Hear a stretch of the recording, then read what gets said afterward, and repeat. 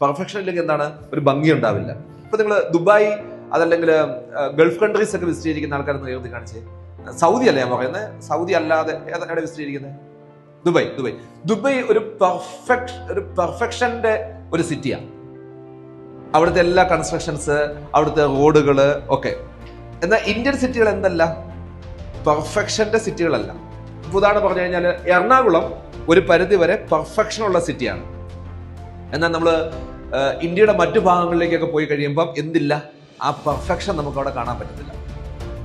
ലോകത്ത് മൊത്തം ഇപ്പൊ ഏതൊരു സിറ്റി പ്ലാൻ ചെയ്താലും ആൾക്കാർ ആഗ്രഹിക്കുന്ന കാര്യം എന്താണെന്ന് വെച്ച് കഴിഞ്ഞാൽ അവർ ആ ഒരു സിസ്റ്റമാറ്റിക് ആയിട്ട് ഫ്യൂച്ചറിനെ മുമ്പിൽ കണ്ടുകൊണ്ട് പെർഫെക്ഷനോട് കൂടിയായിരിക്കും സിറ്റികൾ പ്ലാൻ ചെയ്യുക.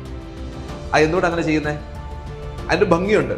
ഇപ്പൊ ഒരു ബ്രിഡ്ജ് ഉണ്ടാക്കിയെന്ന് വിചാരിച്ചോ. ഇപ്പൊ ദുബൈയിൽ ഒരു ബ്രിഡ്ജ് ഉണ്ടാക്കി കഴിഞ്ഞാൽ ആ ബ്രിഡ്ജ് നമ്മൾ നോക്കിക്കഴിഞ്ഞാൽ സോ ബ്യൂട്ടിഫുൾ. അല്ലേ, ദുബൈയിലൊക്കെ വളരെ ബ്യൂട്ടിഫുൾ ആണ്. പക്ഷെ ഇന്ത്യയിൽ ഒരു ബ്രിഡ്ജ് ഉണ്ടാക്കിയാൽ എന്തല്ലത്, അത് ബ്യൂട്ടിഫുൾ അല്ല. പെർഫെക്ഷന് എന്ത് കൊടുക്കുന്നില്ല, പ്രാധാന്യം കൊടുക്കുന്നില്ല. നമ്മൾ പെർഫെക്ഷനും കൂടി പ്രാധാന്യം കൊടുക്കുമായിരുന്നു ആലോചിച്ച്.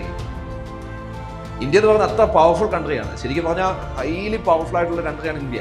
ഇന്ത്യയിൽ ആ പെർഫെക്ഷൻ, സിറ്റികൾക്കൊരു പെർഫെക്ഷൻ, ഓക്കെ, ഇവിടുത്തെ സിസ്റ്റത്തിനൊരു പെർഫെക്ഷൻ കൂടി നമ്മൾ കൊടുക്കുമായിരുന്നെങ്കിൽ വേറൊരു ലെവലിലേക്ക് ആവുകയാണ്.